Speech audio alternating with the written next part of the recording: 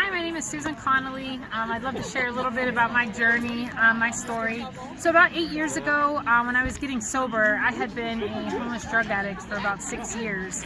And my life was just completely in shambles as a result of the choices that I was making. So, when I got sober, I had the clothes on my back. I was in rehab.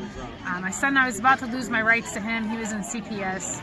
I hadn't worked in years. I had no idea where to start to rebuild my life, but I knew that I needed to change, and I knew it was going to take a lot of hard work, and it was just overwhelming looking at the pile of wreckage that I had made for my life. And it's just putting one foot in front of the other. People continued to say that to me when I was in recovery, and so that's what I had to do. I had to just put one foot in front of the other. When I left rehab, I didn't know where to start working, and fortunately, sober living I moved into, I got a job at IHOP as a waitress, but I didn't even have money for the pants and the slip-resistant shoes that I needed to start on my first day. And not wanting to steal or do things I shouldn't be doing like I was doing in my addiction, I didn't know where to turn. And someone had recommended St. Joseph the Worker, so I went there the same day I got the job.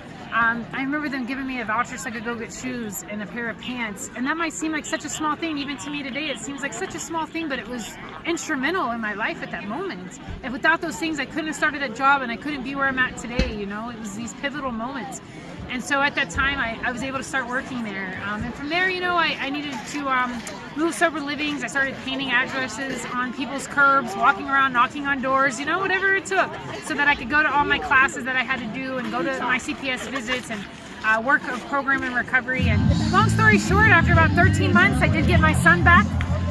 I ended up going back to school, getting a bachelor's degree in criminal justice, of all things, as comical as that is, and then a master's degree in management and leadership. I'm now a regional director for a very big trade school here in the Valley, and I travel all over the country helping students stay successful and stay the course in their own education, and I get to use a lot of my own experience to do that. And now I'm in strategy relationships. I've been married for 5 years. My son is 19. He's a great kid. All of those things have been redeemed, and my life is so very different today. So now I've been able to sit on the board for St. Joseph the Worker, and I get to give them a perspective from the person that's had to come through and get their services, what it's like, how at first it can feel a little humiliating to ask for help, but it's important to be able to go to places and know that they care, they want to help, they take the time, and to think of what goes on in the background now that I'm getting to see that from the other side, and the way people pull together to help others. It's just so amazing what we as human beings are able to do when we come together. So I'm very grateful to now sit on the board and to have my life together and to be able to be an encouragement to others. So thank you for letting me share a little bit about my story.